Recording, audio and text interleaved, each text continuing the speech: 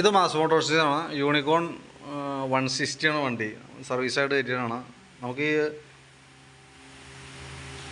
2,11,880 കിലോമീറ്ററാണ് മീറ്ററിൽ കാണുന്നത് കേട്ടോ. സ്പീഡോമീറ്ററിനകത്ത് അതിൻ്റെ കിലോമീറ്റർ ഓടിയാണ് കാണുന്നത് 2,11,000.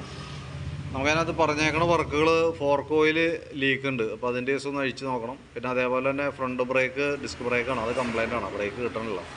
ജനറൽ സർവീസ് ചെയ്യണം, വാട്ടർ സർവീസ് ചെയ്യണം. എഞ്ചിൻ ഓയിൽ ഇൻഡിക്കേറ്റർ ചെക്ക് ചെയ്യാം. ഇൻഡിക്കേറ്റർ ചെക്കപ്പോൾ ബസറിൻ്റെ കേസാണ് പറഞ്ഞത് കേട്ടോ. പിന്നെ എഞ്ചിൻ ഓയിൽ കത്തണ കംപ്ലയിൻറ്റ് പറയുന്നുണ്ട്. എഞ്ചിൻ ഓയിൽ മൈനൂട്ടായിട്ട് കത്തണ കംപ്ലയിൻറ്റ് ഉണ്ട് നമ്മൾ വണ്ടി പിടിച്ച് നോക്കുമ്പോൾ. പിന്നെ അത് കൂടാണ്ട് വണ്ടിമേ 3 ഹോണുണ്ട്. അതിനകത്ത് നിന്ന് 2 അഴിച്ചിട്ട് ഒരെണ്ണം കണക്ട് ചെയ്താൽ മതി എന്നാണ് പറഞ്ഞത്. പക്ഷേ നമ്മൾ ചെക്ക് ചെയ്യുന്ന സമയത്ത് വണ്ടിമേ ആകെ ഒരു ഹോണേ ഉള്ളൂ. ആ ഹോൺ അടിക്കണമുണ്ട് കേട്ടോ. പിന്നെ ഫ്യൂൽ മീറ്റർ ഒന്നും വർക്കിംഗ് അല്ല. നമ്മൾ ഫ്യൂൽ ഫ്ലോട്ടിൻ്റെ ഭാഗമൊക്കെ ചെക്ക് ചെയ്താൽ അതിൻ്റെ അല്ല, മീറ്ററിനകത്തുള്ള കംപ്ലയിൻ്റാണ്. അപ്പോൾ നമ്മൾ വണ്ടി ഓടിച്ചു നോക്കി വർക്കിന് കയറ്റി. നമുക്ക് വണ്ടി ബ്രേക്കിൻ്റെ ഭാഗമൊക്കെ നമ്മൾ ചെക്ക് ചെയ്യുന്ന സമയത്ത് ബ്രേക്ക് ലൈൻഡറൊക്കെ നമുക്ക് ഇതുമ്പോൾ കിടക്കുന്നത് ഡ്യൂപ്ലിക്കേറ്റ് ലൈൻഡറാണ്. പക്ഷേ പുതിയ ലൈൻഡറാണ്. നമുക്കപ്പോൾ ബ്രേക്ക് ക്യാമൊക്കെ ക്ലീൻ ചെയ്ത് തൽക്കാലം നമുക്കിത് യൂസ് ചെയ്യാം. പിന്നീട് മാറ്റിയിടുമ്പോൾ ഒറിജിനലൊക്കെ ഇടാനായിട്ട് ശ്രദ്ധിക്കുക. ഇങ്ങനത്തെ ആയിട്ട് ഉപയോഗിക്കുമ്പോൾ ഹബ്ബ് കംപ്ലയിൻറ്റ് വരും. അതാണ് മെയിനായിട്ടുള്ള പ്രോബ്ലം കേട്ടോ. ഇപ്പോൾ നിലവിൽ സ്ക്രാച്ചസ് കാര്യങ്ങളൊക്കെ ചെറിയൊരു സ്റ്റെപ്പ് പോലെ നമ്മുടെ ഓട്ടത്തിൻ്റെ അനുസരിച്ച് നമുക്ക് അത്യാവശ്യം 2,16,000 കിലോമീറ്റർ ഓടിയാണ്. 2 ലക്ഷം കിലോമീറ്റർ ഓടിയാണ് വണ്ടിയുടെ തേയ്മാനമുണ്ട്.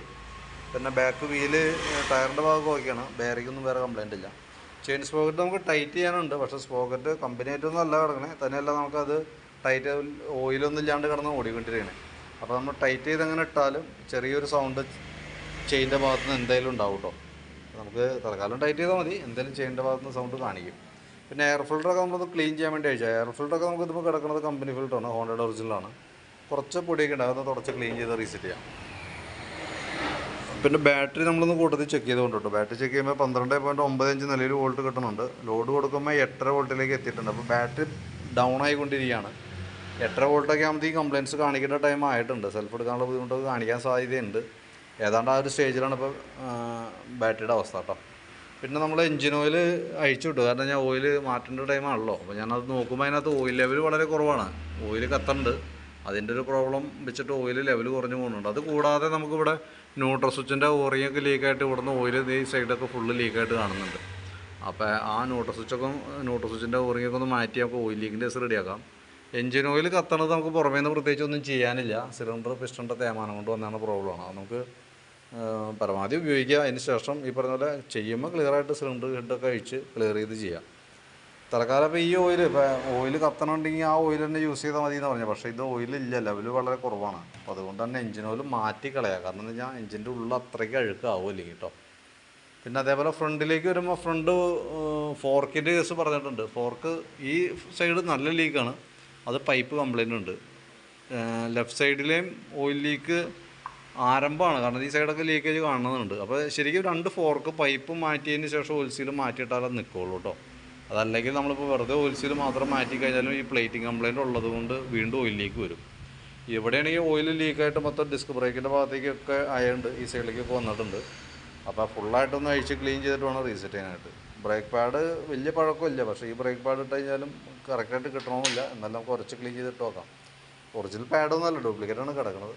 പിന്നെ അതിൻ്റെ ബ്രേക്ക് ലിവറേജ് തീരെയില്ല. അതായത് ബ്രേക്ക് ഫ്ലൂയിഡിൻ്റെ ആ റിസർവ് ടാങ്ക്, അതായത് MC സബ് അസംബ്ലി എന്ന് തന്നെ പറയാം, അതിൻ്റെ കംപ്ലയിൻ്റ് ആണ്.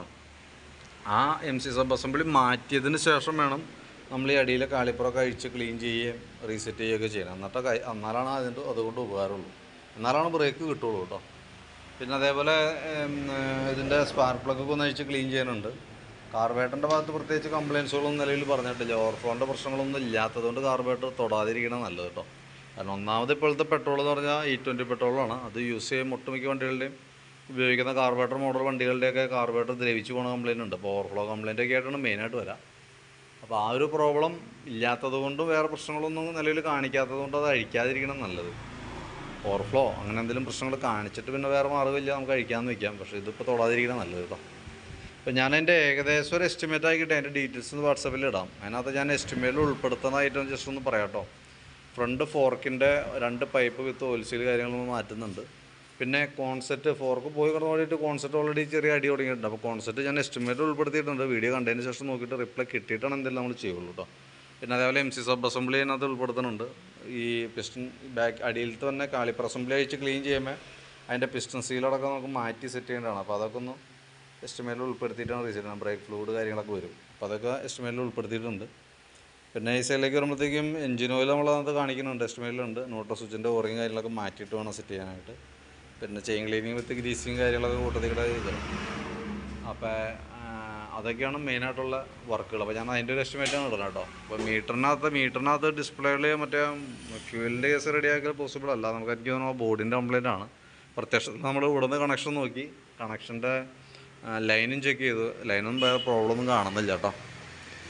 അപ്പോൾ അത് ആ രീതിയിൽ തന്നെ നിൽക്കാനേ പറ്റുള്ളൂ. ബാക്കിയത്തെ വർക്ക് ഞാൻ എസ്റ്റിമേറ്റിൽ കാണിക്കുന്നുണ്ട്.